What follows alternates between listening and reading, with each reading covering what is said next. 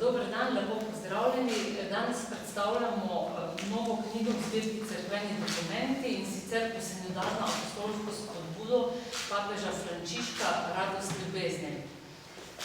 Predstavili jo bodo monsignor Andrej Glavan, predsednik Slovenske škofovske konference, ki je tudi sodeloval na sinodi v družini leta 2014, dr. Rafko Valenčič, urednik zbirke Cerkveni dokumenti, ter zakonca Vilma in Dani Siter, voditelja gibanja Družina in življenje, ki imata gotovo na tem področju tudi največ izkušenj, se srečujeta z realnostjo naših družin. Po 2 letih posvetovanja in 2 sinodah je papež Frančišek letos maja v tednu družine predstavil to apostolsko spodbudo. V njej med drugim izpostavi dejstvo, da idealnih družin na tem svetu ni. Prepričan je, da je Cerkev poklicana, da razume družine vseh razsežnosti, tako v dobrih kot v slabih. Zato se je posebej obrnil duhovnikom s prošnjo, da stojijo ob strani vsem, ki niso mogli uresničiti svojih družinskih idealov in pričakovanj, oziroma te še iščejo. Ne glede na vse, pa družina za papeža in tudi upam, da za vse nas še naprej ostaja vir veselja in upanja za svet in Cerkev. Posinodalno spodbudo Radost ljubezni je papež zanimivo že, tako boste videli, v uvodnem delu naslovil najprej škofom, duhovnikom in diakonom, posvečenim osebam, krščanskim zakoncem, vsem vernim laikom o ljubezni v družini. Ker je papež začel z škofi, bi tudi jaz dala najprej besedo gospodu škofu Glavanu, prosim. Hvala lepa, lep pozdrav vsem.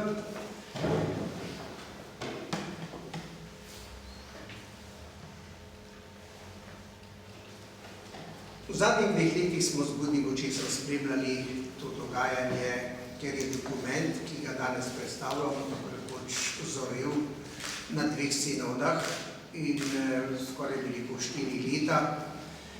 Sam sem imel to možnost, da sem bil na prvem zasedanju, čeprav zdaj je predsednik Medškofijskega odbora za družino in tudi udeleženec na drugem delu na redni sinodi bil nadškof Zore, tako da škoda, da ni on, njega danes tukaj, pa vendarle bomo skušali nekoliko predstaviti. Samo dejstvo, da je Katoliška cerkev posvetila kar 2 škofovski sinodi v tako kratkem času družini, kaže na veliko pozornost, s katero se želi posvetiti družinski stvarnosti, tej osnovni skupnosti družbe in cerkve, to se pravi zakoncem, vzgoji za družinsko življenje in vzgoji otrok. Božji navzočnosti v zakramentu zakona in tudi konkretnim težavam in izzivom, ki jih družinsko življenje prinaša. Veliko skrb za družino lahko zaznamo tudi v tem, da so bili k ustvarjanju obeh sinod povabljeni ne le škofje, duhovniki, preko vprašalnikov in pobudi tudi vsi verniki, od laikov do ne le škofje. Lahko rečemo, da je družina prioriteta Katoliške cerkve. Redna praksa, da je papež po vsaki sinodi izda to imenovano posinodalno apostolsko spodbudo, ki povzema sklepe in predvsem z avtoriteto cerkvenega učiteljstva daje usmeritve za prihodnje delovanje, pastoralno delovanje. Hvala družini za izdajo in seveda prevajalcem, ki je bil med glavnimi in tudi avtor sprednje besede naš zaslužni profesor Valenčič. Celotna vsebina spodbude stoji pod znamenjem osrednjega naslova Radost ljubezni, Amoris Laetitia. Zdi se mi zelo pomenljivo, da je papež Frančišek izbral tako pozitiven pojem, torej najprej radost, veselje. Veselje je v evangeliju tako rekoč glavna tema, vedno znova v ospredju, zlasti evangelista Luka in Janez, govorita največ o veselju in vemo, mnogi definirajo tako povzeto veliko nebesa, da je to polnost veselja. V spodbudi torej ne gre za problematiziranje težav, ampak za celovito krščansko pričevanje o lepoti in priložnosti družinskega življenja.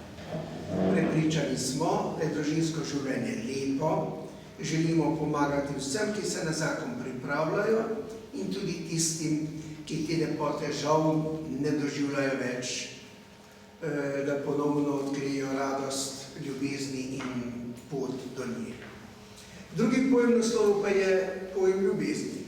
Kristjani verujemo, da je Bog ljubezen, je to tudi najvišja definicija, ki je dal apostol Janez. Iz tega želimo živeti in na tem graditi celotno naše doživljanje sveta. Papež Frančišek nas v apostolski spodbudi spominja, da smo vsi poklicani k življenju v ljubezni. V družini pa sta ljubezen, ki črpa svojo moč v Božji ljubezni, uresničenje v medsebojnih odnosih med zakoncem in otrok. Izkustvo ljubezni povezuje vse človeštvo, vse rodove, preteklosti, sedanjosti in prihodnosti.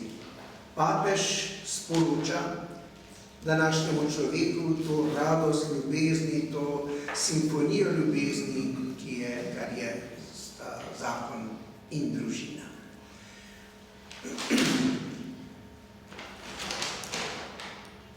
Toliko mogoče za uvod, mogoče še nekakšno vprašanje,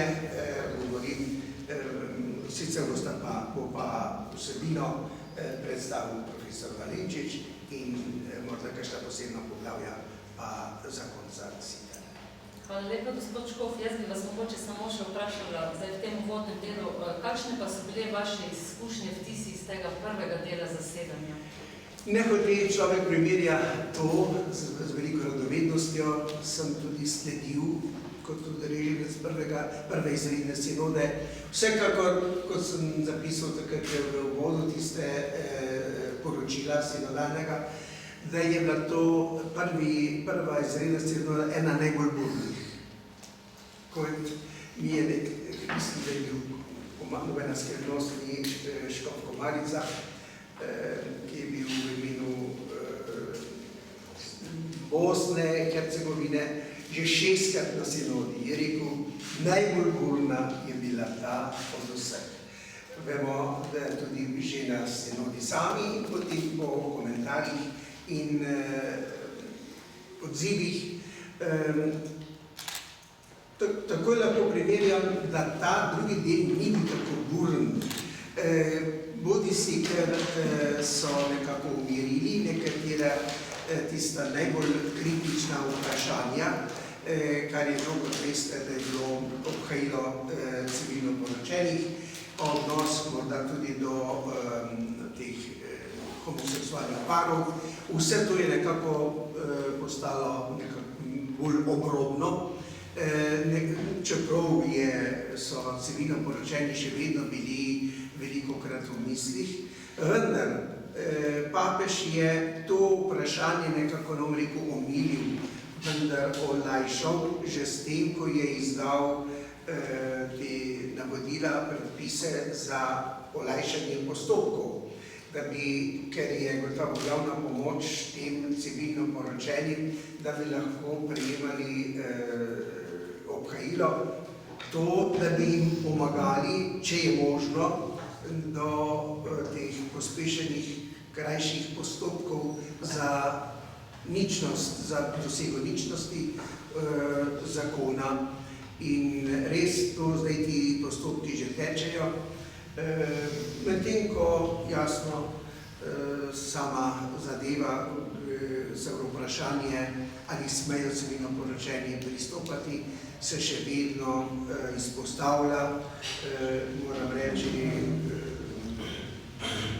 prejšnji mesec, 5. maja, je imel druga najbolj kompetentna oseba glede nauka, tudi glede zakona in družine, to je kardinal Georg Müller, je imel v Španiji predavanje v Semenišču prav samo o tem praktično, kaj cerkev lahko pomaga oziroma kako naj se tega loti, kaj smemo pričakovati od družine, je bil naslov tega predavanja. In tam seveda zelo zavzeto razpravlja, obnavlja pravzaprav tudi to, da mora ostati ta praksa nekako nedotaknjena, da mora cerkev ščititi, čeprav zelo zanimivo spodbudo oziroma primero, da medtem ko je papež začel prav tako Svetim pismom, začenja s to spodbudo, on pa začenja to prav tako Svetim pismom, vendar z Nojeto barko. Nojeto barko prikaže že kot hišo, kot cerkev, tudi slikarji jo slikajo velikokrat kot nekakšno hišo na ladji, in potem seveda govori, kaj s to barko je, da te barke ne sme nobena stvar ogroziti, da so nekateri imeli občutek, da je papež Frančišek vsa okna odprl na tej barki, in celo so imeli nekateri občutek, da bi rad celo naredil luknjo v ladji, da bi voda odrla, vendar pravi, do tega ni prišlo, da tudi končno papež nima tega namena, pač pa so si nekateri tako razlagali. Hvala lepa. Vsekakor manj burno je bila to konverzija. Se malo prevetrilo. Ja. Gospod Valenčič, prosim, da nam predstavite postsinodalno spodbudo, nam mogoče vlijete pogum, da se bomo lotili in brali tako, kot tudi naroča papež Frančišek, ne na dušek, temveč, da se z njo ukvarjamo potrpežljivo del za delom. Hvala za besedo. Bom skušal biti krajši, kot je sama apostolska spodbuda, v kateri se papež že na začetku opravičuje, zakaj je tako dolg. In res je dolg. Še zlasti, ker so pri Benediktu XVI. Bili dokumenti izredno koncizni, na kratko izrečeni, tam pa si da duška. In kdaj vmes se ti zdi, kakor da sem zašel v eno psihološko posredovalnico. No, bom na kratko samo nakazal najprej vsebino posameznih poglavij, pol stavka, če bo možno, potem pa nekatere značilnosti. 9 poglavij ima, ki so tako različna med seboj, katerokoli začnemo brati, ga bomo razumeli, ker je tako osredotočeno na isto vprašanje. Prvo, najprej skušam nakazati, kaj pa je družina v današnjem času. A ni že zastarela institucija in mislim, socioloških podatkov ne omenja, pač pa na kratko nakaže. Tudi mladina, tudi prosim pri nas in v vseh socialističnih deželah in po svetu, mladina postavlja na prvo mesto družino. Zanimivo. Če ravno potem se ne poročijo, ampak ali imajo pozitivno izkustvo ali negativno, družina je nekaj, kar je del življenja, kar jih uči, kako živeti. To je tisti princip odnosa, komunikacije z drugim. In nikjer druge ni tako kot v družini. Drugo poglavje je morda eno najtežjih, to je tisto, kar so razpravljali na zadnji sinodi lansko leto, pa tudi še prej, kje je družina v sedanjem času, v svetu, na vseh celinah. To moramo stalno imeti pred očmi. Vse celine, od Afrike, Avstralije, Kolumbije ali pa evropskih dežel. Mestoma tudi to imenuje oziroma navajajo. Recimo, celo pohvalne besede za afriško družino. V tem, ker je afriška družina, ima še tisto zavest, da ni to samo moja zadeva ali najna zadeva, ampak družina je naša zadeva. In tega bi se morala družba zavedati. Ni družina, ki se bo zdaj ravnala po družbeni praksi, ampak je družbena praksa, ki mora imeti v družini, kjer so ti najmočnejši odnosi in prosim sociologija govori, primarna družba je družina.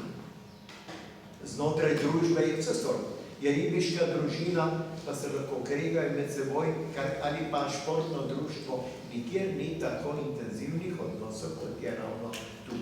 Seveda, kje pa je ta družina danes v svetu, vemo tudi za naše razmere, redefinicija družine. to se pravi, dva moška, dve ženski, ali prosim, se jih malo ironiziramo, jaz in moj kuža, pa so družina, ne? In tako naprej.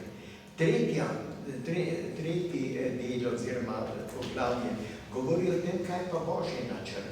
Tu se pa prav nič ne pomišlja predstavi, kaj je Sveto pismo, stare, nove zaveze, kaj Kristus govori. Vsak ima pravico danes o družini govoriti karkoli.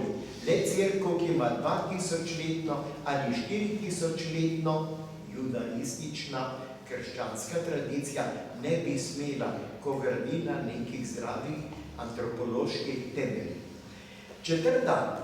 Četrto poglavje, pa peto, zanimivo, papež na začetku postavlja to v ospredje. In v četrtem razlaga pismo Korinčanom, tisto 13. poglavje, in iz tega potem izhaja. Zdi se mi, da je to ena najlepših besedil.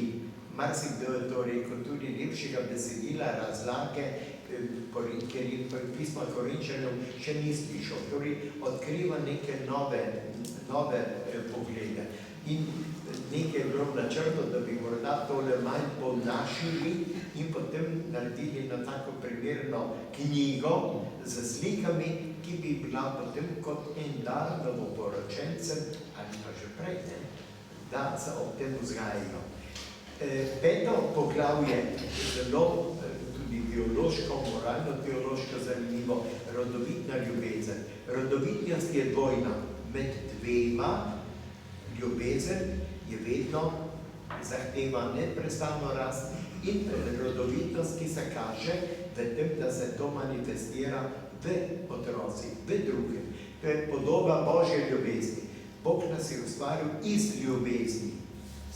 Starša ustvarjata nova bitja iz ljubezni, ker hočeta nekomu to podariti. Sedmo poglavje prihaja že bolj v pastoralno. Kaj so pastoralne naloge? Bom pozneje še sam malo poglobil. Izziv za cerkev. Jaz bi rekel tudi izziv za družbo. Pogrešam v temu, da ta spodbuda ne govori tudi več o družbi, ki bi jo morala nagovoriti. Vem, da tudi našim škofom sem rekel, ja pa dejte vendar izraziti ne samo pred volitvami, ampak sicer en program, kako delati za družino. In cerkev, ali je dovolj naredila ali ne, da in ne. Osmo poglavje je moralno-teološko izredno občutljivo, to je tisto, kar je gospod Škofe že omenil. Kako pa zdaj s tistimi primeri, ki niso konvencionalni, ki so izredni, ki so kritični, ki toliko ljudi odtegnejo od cerkve, od verskega življenja. Kaj z njim? Ali enostavno odpisati? In naši novinari so nekako tako to razumeli, kakor ne bomo nobenega izganjali iz cerkve. Se jih nihče ne izganja. Ampak prva cerkva je pojmovala, že recimo nezvestobo v zakonu, kot ta človek sam se je od krščanskega občinstva nekako izključil.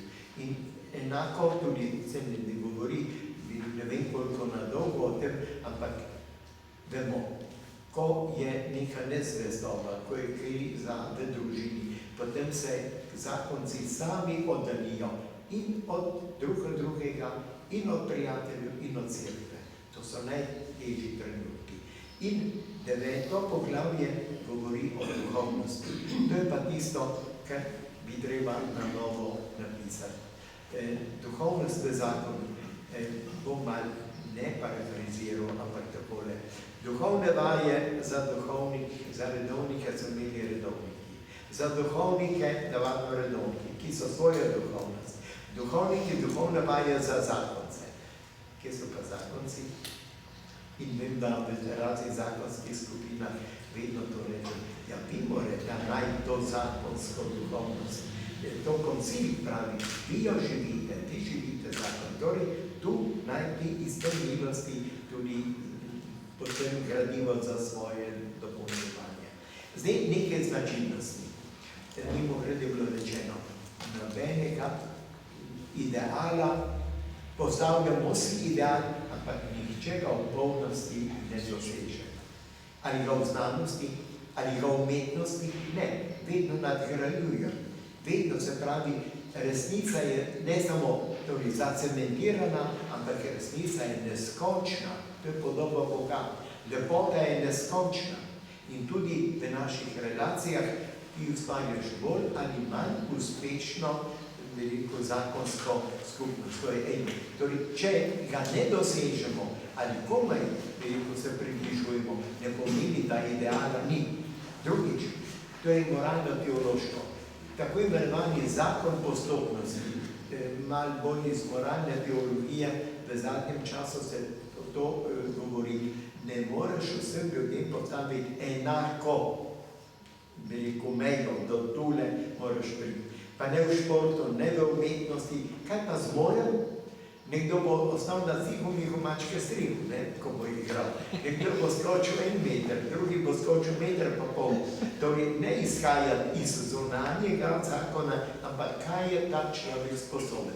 Naj sodeluje. Božja milost je dosegla v tem stanju, naj napreduje. To je zakon rasti in vsak je k temu poklican. In v tem pomenu pa potem nakaže z nekaj besedami, kar je pomenilo za cerkev pa za svetovalce.